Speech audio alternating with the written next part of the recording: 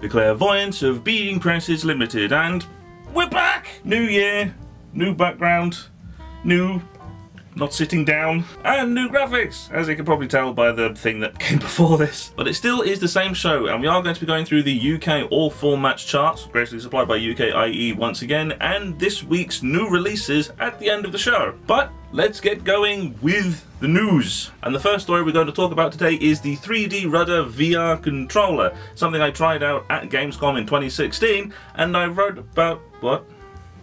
It didn't go up. But the thing with the gloves and the 3D Rudder is a foot controller that you use with VR devices. It's basically a balance board where you lean and your character moves in that direction. I tried it out in Gamescom 2016 and it was actually quite good.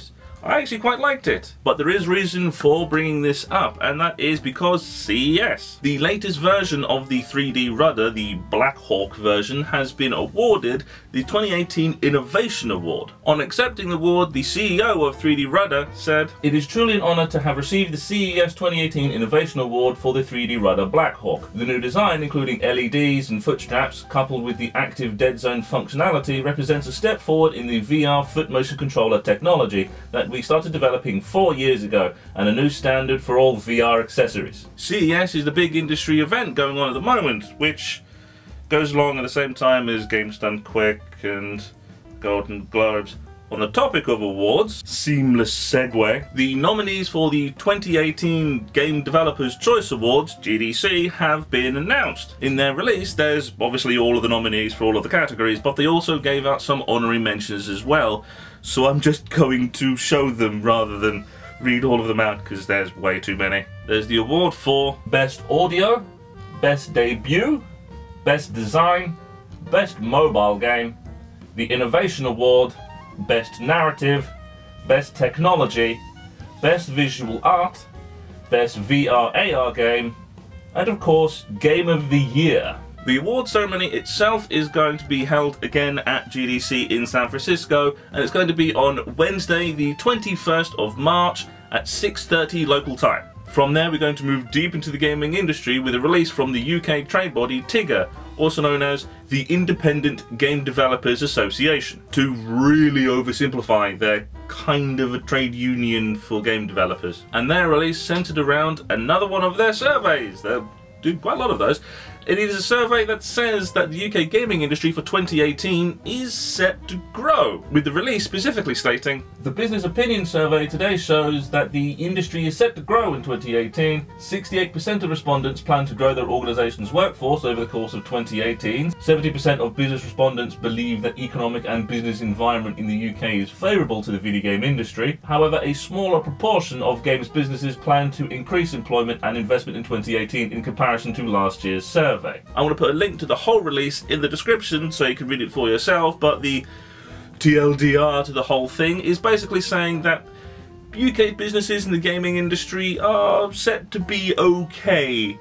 Perhaps expanding, perhaps not, if not staying the same. So, yeah, everything's going to be okay for the gaming industry for 2018. If this survey is correct. And on the topic of UK game studios, another seamless segue, Rebellion Software has announced that they have acquired Radiant Worlds. Rebellion Software are the developers of the Sniper Elite series and Nazi Zombie Army and those sort of shootery games. And Radiant Worlds were the developers of Sky Saga, the game we streamed a lot last year. The key part of that sentence is was the developer for Sky Saga. Last year, around in August, Radiant World ended up having financial difficulties with their partner company Smilegate, who comprised the online component, who declined to renew the contract when the contract came up for renewal, which meant the game faltered and the company ended up heading towards financial ruin. I talked quite briefly about the Sky Saga situation last year,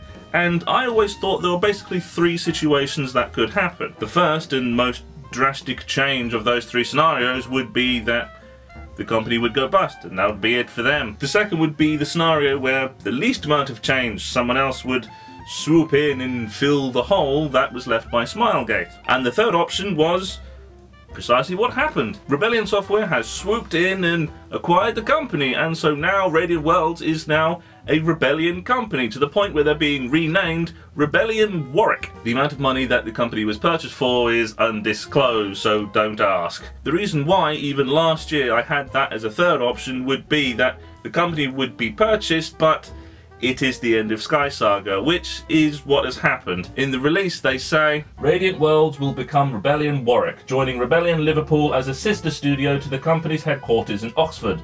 Rebellion Warwick will immediately transition onto current projects, including the 1930s co-op adventure Strange Brigade, revealed last year, and in the future will contribute to projects based on Rebellion's beloved IP such as Sniper Elite, Evil Genius, Battlezone, and more. The founders, Philip and Andrew Oliver, will remain at Rebellion Warwick. Those of you who are old enough to remember will recognise the name Philip and Andrew Oliver, as they are one of the grandfathers of the UK gaming industry. And that's not a crack at their age. They've been developing games since the ye olde days of gaming, with their most well-known franchise being Dizzy. Of the deal, Philip Oliver said, "We've known the Kingsleys for many years and have always had enormous respect for them and the company they've built. We know that our core values of creativity, passion and ambition are mirrored by Rebellion and are excited to be part of their amazing team." So it kind of shows the UK gaming industry has still got some life in it yet. And that is it for the news for today. But before we go, we have the UK Gaming All Formats charts, again graciously supplied by UKIE Ltd.